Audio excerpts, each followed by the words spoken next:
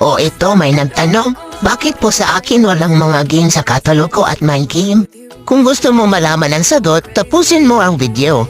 Bago ko sagutin ang tanong, may tricks muna akong isishare. Kung gusto mong maglaro ng puzzle ng walang ads, gawin mo ito. Punta ka sa settings, tas hanapin mo yung network and internet, then punta ka sa private DNS, tas copy mo na lang yung nasa screen.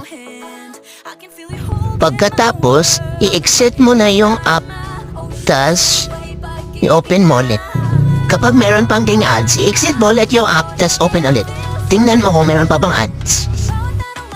Ito na nga, punta tayo sa Perfect Games. Kapag ganito lumabas sa screen mo, meaning naka-on yung private DNS mo. So kailangan mo i-off yun ulit para lumabas yung mga games.